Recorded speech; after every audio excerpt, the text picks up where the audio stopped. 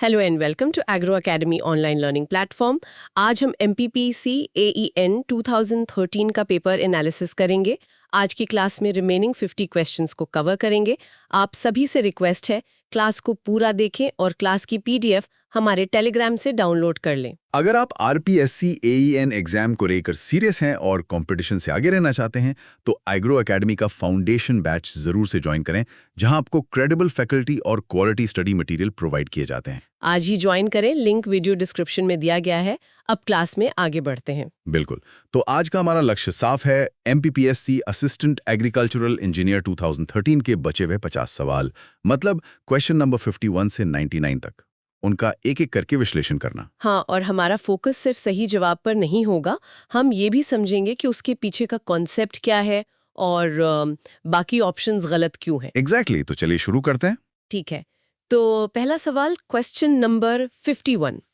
स्थायी मुरझान बिंदु मतलब परमानेंट विल्टिंग पॉइंट पर मिट्टी की नमी की मात्रा डिटरमिन करने के लिए इंडिकेटर क्रॉप कौन सी है? और इसका सही उत्तर है B, सूरजमुखी यानी सनफ्लावर। सूरजमुखी ही क्यों? मतलब कोई और फसल क्यों नहीं? देखिए, सूरजमुखी जो है ना, वो नमी के तनाव को लेकर बहुत ज़्यादा सेंसिटिव होता है। जैसे ही पानी की थोड़ी भी कमी होती है, उसकी पत्तियां एकदम से मुरझा जाती हैं, लटक जाती हैं। अच्छा, तो वो एक तरह का विजुअल अलार्म दे देता है। बिल्कुल, वो एक जिंदा सेंसर की तरह काम करता है। साइंटिस्ट को तुरंत पता चल जाता है कि मिट्टी में पानी अब क्रिटिकल लेवल पर पहुंच गया है। समझ गए। चलिए क्वेश्चन नंबर 52 पर आते हैं। ये एक इक्वेशन है Q = KI। ये किसका गणितीय निरूपण है? ये तो बहुत ही फंडामेंटल सवाल है। इसका जवाब है C, डार्सी का नियम, मतलब डार्सीज लॉ। इस इक्वेशन के वेरिएबल्स को थोड़ा समझाएंगे। Q क्या है, K क्या है? जरूर। Q है डिस्चार्ज, मतलब कितना पानी जमीन के नीचे से बह रहा है। K है हाइड्रोलिक कंडक्टिविटी, जो बताती है कि मिट्टी से पानी कितनी आसानी से गुजर सकता है। और I और A? I है हाइड्रोलिक ग्रेडियंट, मतलब ढलान, और A है क्रॉस सेक्शनल एरिया। तो ये नियम पोरस मीडिया जैसे मिट्टी या रेत से पानी के फ्लो को डिस्क्राइब करता है। ये भूजल विज्ञान की नींव है। बहुत बढ़िया। अब अगला सवाल क्वेश्चन नंबर 53।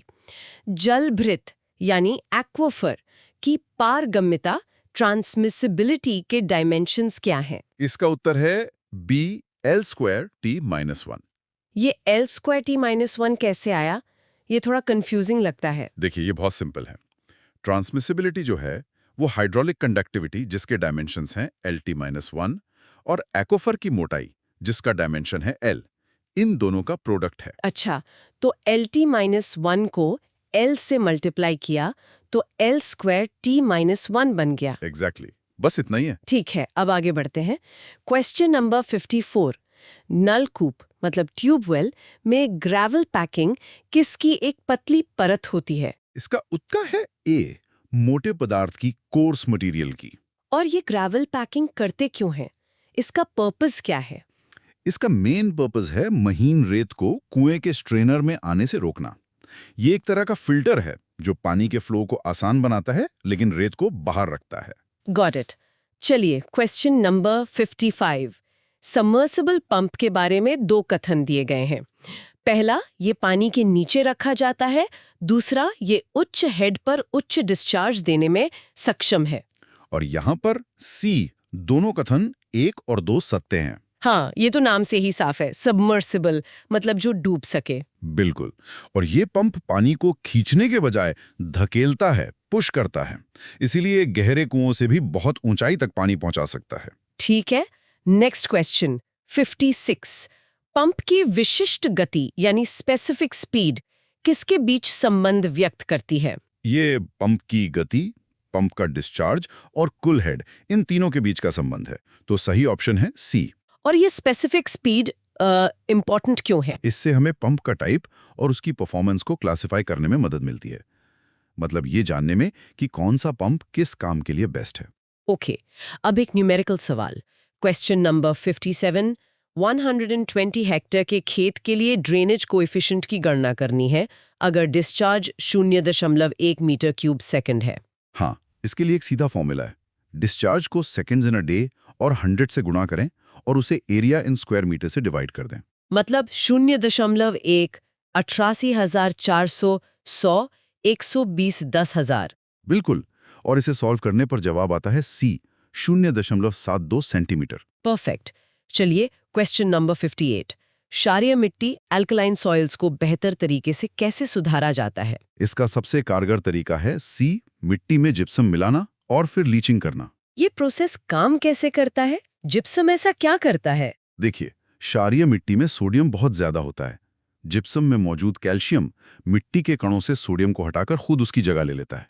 और फिर लीचिंग से? फिर जब हम खेत में ज्यादा पानी भरते हैं, मतलब लीचिंग करते हैं, तो वो घुला हुआ सोडियम पानी के साथ बहकर जड़ों से बहुत नीचे चला जाता है और मिट्टी उपजाऊ हो जाती है। कमाल है। अब क्वेश्चन नंबर 59।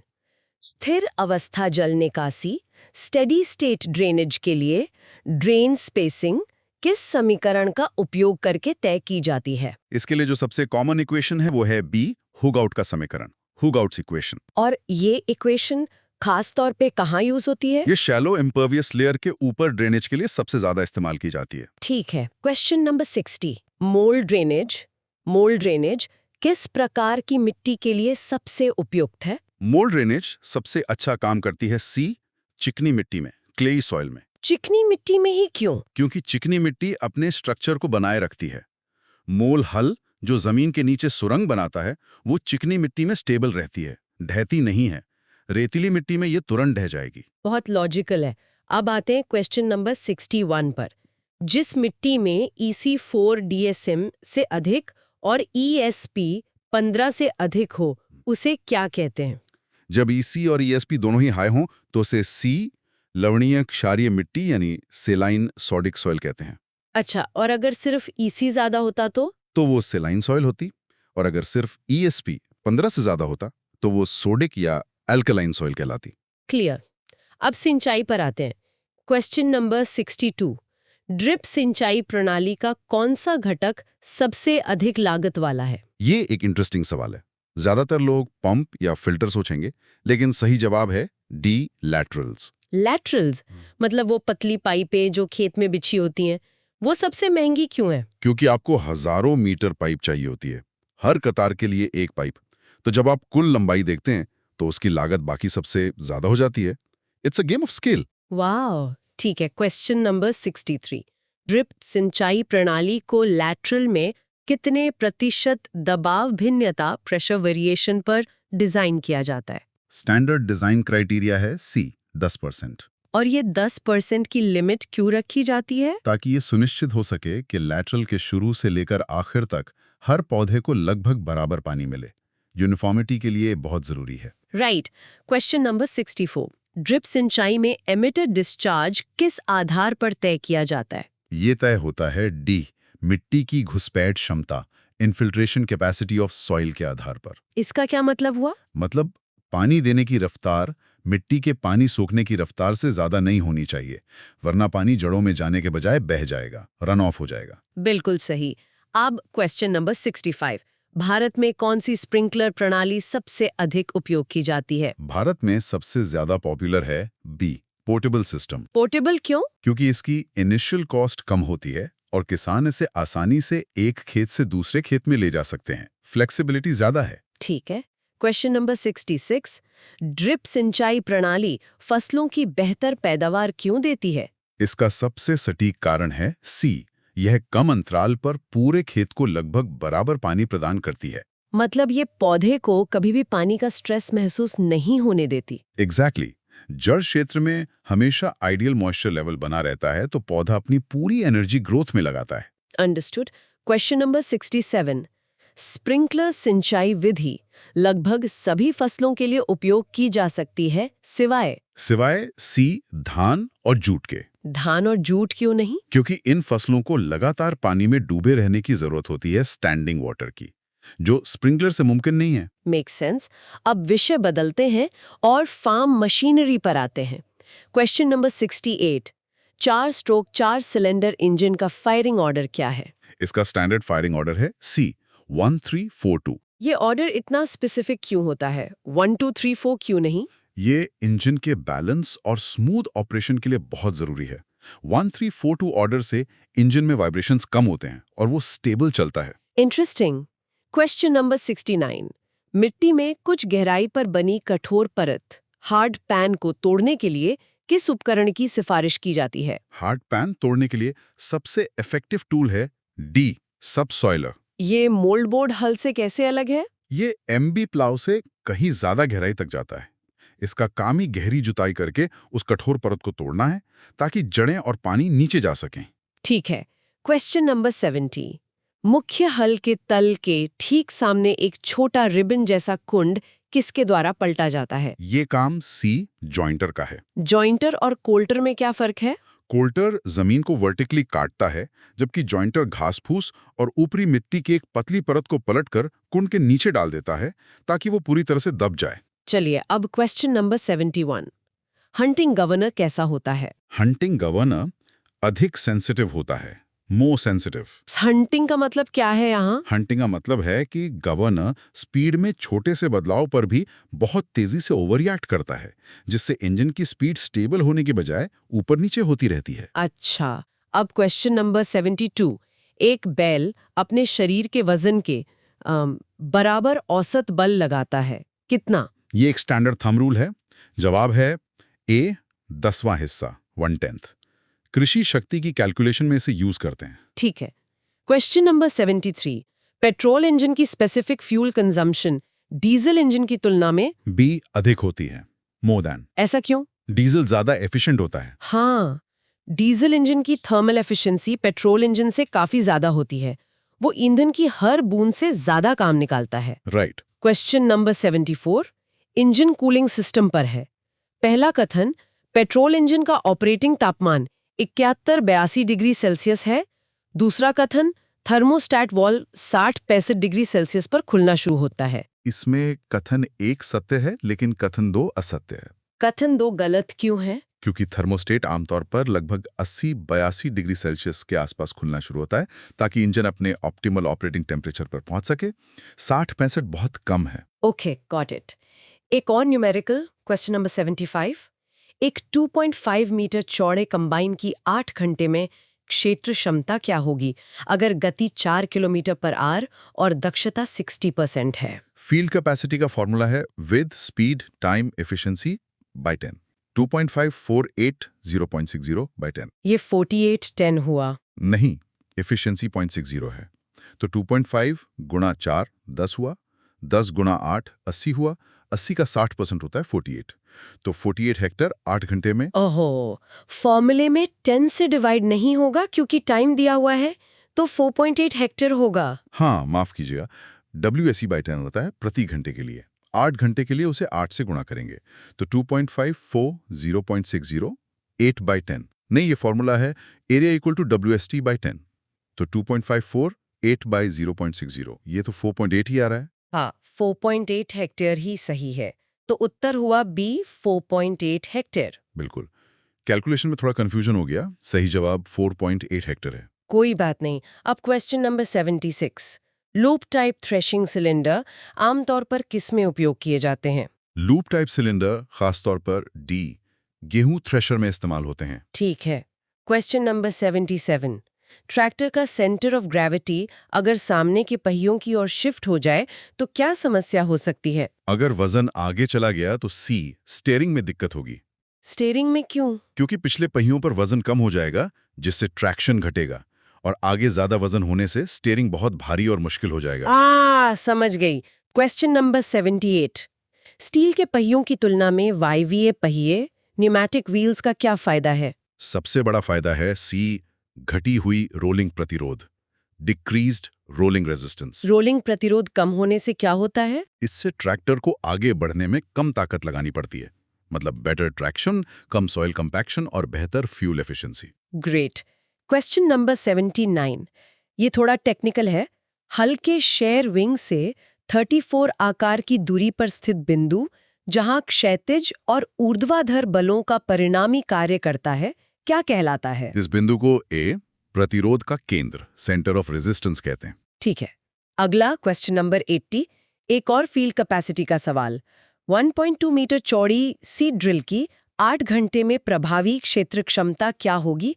गति 4 किलोमीटर पर आवर और दक्षता 80%। फिर से वही formula, width, speed, time, efficiency divided by 10, मतलब 1.2480.80 डिवाइडेड बाय 10। तो ये हो गया 30.7210 यानी 3.072 हेक्टेयर। सही। तो जवाब है बी, 3.072 हेक्टेयर। अब हम आ गए हैं आखिरी सेक्शन पर, एग्रो प्रोसेसिंग। Question number 81। अगर शुष्क आधार पर नमी की मात्रा 17.67% है तो गीले आधार पर क्या होगी? इसके लिए कन्वर्जन फॉर्मूला है MCWB is equal to MCDB bracket 1 + MCDB। मतलब 0.1767 को 1.1767 से डिवाइड करना है। हाँ, और ऐसा करने पर आपको मिलेगा C 15.02%। ठीक है। Question number 82। किसी भी उत्पाद से नमी को हड्डी सूखे स्तर बोन ड्राई लेवल तक हटाना क्या कहलाता है? इसे C निर्जलीकरण डिहाइड्रेशन कहते हैं। ड्राइंग और डिहाइड्रेशन में क्या कोई फर्क है? हाँ, डिहाइड्रेशन एक ज्यादा एक्सट्रीम फॉर्म है जहां नमी को लगभग पूरी तरह से मतलब 0 लेवल तक हटाने की कोशिश की जाती है। ड्राइंग में हम बस एक सेफ लेवल तक नमी कम करते हैं। Got it. Question number 83। वह तापमान जिस पर हवा को स्थिर आर्द्रता पर सैचुरेशन तक ठंडा किया जाना चाहिए क्या कहलाता है? ये परिभाषा है C ओस बिंदु तापमान की, ड्यू पॉइंट टेम्परेचर। ठीक है। Question number 84। MKS प्रणाली में विशिष्ट ऊष्मा स्पेसिफिक हीट की इकाई क्या है? इनके सिस्टम में इकाई है A, KCL kg-C। और SI यूनिट में जूल होती है ना? हाँ, ऐसा यूनिट JKG-K होती है। ओके। Question number 85। सफाई और ग्रेडिंग मशीनरी का डिजाइन किस महत्वपूर्ण भौतिक गुण को ध्यान में रखकर किया जाता है? वैसे तो कई गुण इंपॉर्टेंट हैं, लेकिन प्राइमरी गुण है B, आकार, साइज। ज्यादातर मशीनें आकार के अंतर पे ही काम करती हैं। ठीक है। Question number 86।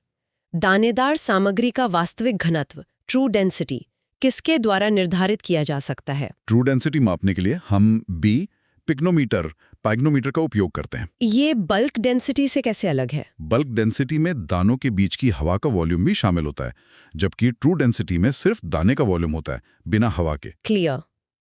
Question number 87।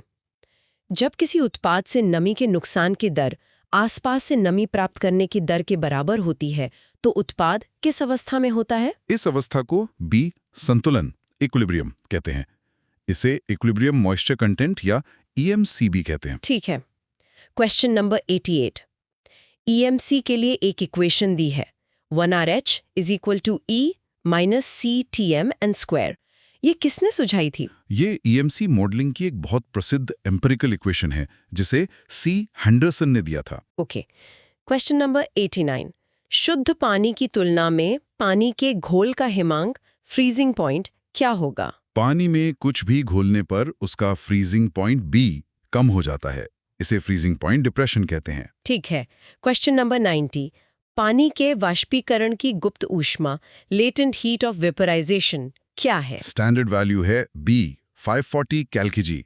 हालांकि यूनिट कैलकेजी होनी चाहिए थी। हाँ, विकल्पों में यूनिट पूरी नहीं है। अब क्वेश्चन नंबर 91। वह वायु वेग जिस पर एक कण एक लंबी ऊर्ध्वाधर पाइप में निलंबित रहता है क्या कहलाता है? इसे D, टर्मिनल वेग, टर्मिनल वेलोसिटी कहते हैं। ये तब होता है जब गुरुत्वाकर्षण बल और हवा का ड्रैग फोर्स बराबर हो जाते हैं। ठीक है। Question number 92। अनाज के किस ऑपरेशन के दौरान पतवार, हल और रोगाणु जर्म को हटा दिया जाता है? ये B, मिलिंग के दौरान होता है। हलिंग और मिलिंग में क्या फर्क है? हलिंग में सिर्फ बाहरी छिलका या भूसी हटती है। मिलिंग एक ज्यादा इंटेंसिव प्रोसेस है जिसमें ब्रैन और जर्म भी हटा दिए जाते हैं, जैसे चावल को पॉलिश करना। अंडरस्टूड। Question number 93। SI प्रणाली में तापीय चालकता थर्मल कंडक्टिविटी की इकाई क्या है? SI यूनिट है D, JS/MS/C। JS को वॉट भी कहते हैं, तो WM/K भी सही है। ठीक है। Question number 94। भोजन का खराब होना फूड स्पॉइलेज किसके कारण होता है? बैक्टीरिया, कवक या खमीर? ये सभी इसके लिए जिम्मेदार हैं, तो जवाब है D। सभी विकल्प सही हैं। Question number 95। कठोरता, टफनेस का व्युत्क्रम गुण क्या कहलाता है? टफनेस का उल्टा होता है A, भंगुरता, ब्रिटलनेस। जो चीज टफ नहीं होती वो जोर पड़ने पर टूट जाती है, मतलब ब्रिटल होती है। ठीक है। Question number 96। काटना, कुचलना, संपीडित करना, ये सब किसके लिए उपयोग की जाने वाली विधियां हैं? ये सभी सी आकार में कमी, साइज रिडक्शन के तरीके हैं। ओके। Question number 97। द्रवीकृत बिस्तर विभाजक फ्लूइडाइज्ड बेड सेपरेटर का उपयोग किसे अलग करने के लिए किया जाता है? इसका उपयोग घनत्व के आधार पर चीजें अलग करने के लिए होता है, खासकर सी, हल्के बीज या दूसरी हल्की अशुद्धियों को। Right. Second last question 98। Batch type dryer में हवा का तापमान आमतौर पर कितना रखा जाता है? बीज की वायबिलिटी को बचाने के लिए एक सुरक्षित तापमान रखते हैं, जो आमतौर पर 45 डिग्री सेल्सियस होता है। ताकि बीज मरे नहीं। बिल्कुल। और अब आखिरी सवाल, क्वेश्चन नंबर 99। क्रशिंग का नियम, क्रशिंग लॉ, किसके द्वारा प्रस्तावित किया गया था? साइज रिडक्शन में 3 मुख्य नियम हैं, रिटिंगर, किक और बॉन्ड। इनमें से क्रशिंग लॉ बी किक ने प्रस्तावित किया था। बहुत बढ़िया। तो ये थे हमारे आज के 50 सवाल। आप सभी कमेंट्स में बताएं कि आपके कितने सवाल सही हुए। और अगर आप चाहते हैं कि हम इस सीरीज को जारी रखें, तो कृपया चैट में यस कमेंट करें। हम इस सीरीज को आगे बढ़ाएंगे। एग्रो अकेडमी को अभी सब्सक्राइब करें ताकि आप कोई भी क्लास मिस ना करें। धन्यवाद।